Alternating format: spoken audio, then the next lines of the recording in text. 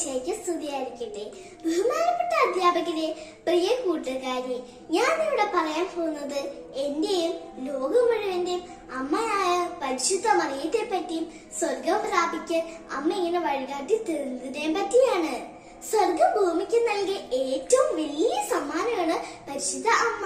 പിതാവായ ദൈവം തന്റെ പ്രിയപുത്രനെ മനുഷ്യരക്ഷയ്ക്കായി ഭൂമിയിലേക്ക് അയച്ചപ്പോൾ ഏറ്റവും യോജ്യമായ കരങ്ങളിൽ ഏൽപ്പിക്കാൻ മറന്നില്ല.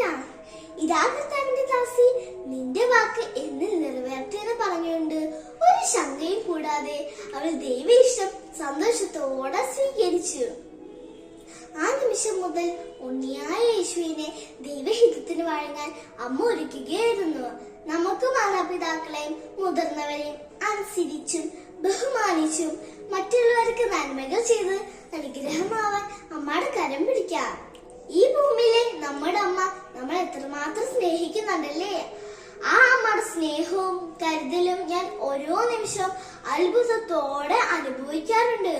അപ്പൊ സ്വർഗത്തിലെ നമ്മുടെ അമ്മ നമ്മളെ എത്രമാത്രം കരുതുന്നുണ്ടാവും. കാനയിലെ കല്യാണ വിരുന്നിൽ കൂടിയുള്ളവരുടെ വിഷമം കണ്ട് അവരെ സഹായിച്ച പരിശുദ്ധ അമ്മ സ്വന്തം മക്കളായ നമ്മെ എത്രമാത്രം സ്നേഹിക്കുന്നുണ്ടാവും. ആ അമ്മയെ പോലെ നമുക്ക് മറ്റുള്ളവരുടെ വിഷമത്തിൽ ആശ്വാസവും കരുതലുമായി ലോകത്തിന്റെ മാതൃകയാവാം. കാൽവരി മലയിലെ തന്റെ പ്രിയപുത്രന്റെ യാതനകൾ നമുക്ക് വേണ്ടി മൂകമായി നിന്ന് ഏറ്റുവാങ്ങി പരിശുദ്ധ അമ്മ ഈ ലോകത്തിലെ സഹനത്തിന്റെ ഏറ്റവും വലിയ മാതൃകയായി.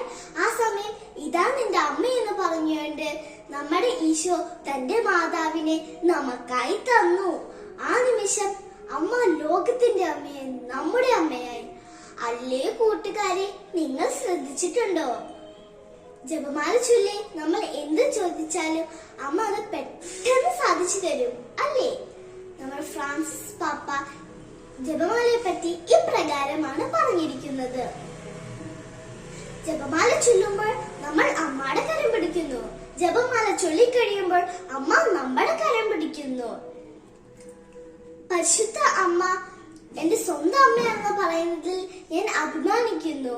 ഈ പ്രലോഭനം നിറങ്ങിയ ലോകത്തിൽ സ്വർഗത്തിലേക്കുള്ള ഗോണിയാണ് പരിശുദ്ധ അമ്മ. സാത്താന്റെ തല തകർത്ത അമ്മ എപ്പോഴും നമുക്ക് മധ്യസ്ഥവും തുണയുമായിരിക്കട്ടെ എന്ന് ഞാൻ പ്രാർത്ഥിച്ചുകൊണ്ട് നിർത്തുന്നു. നന്ദി. Praise the Lord.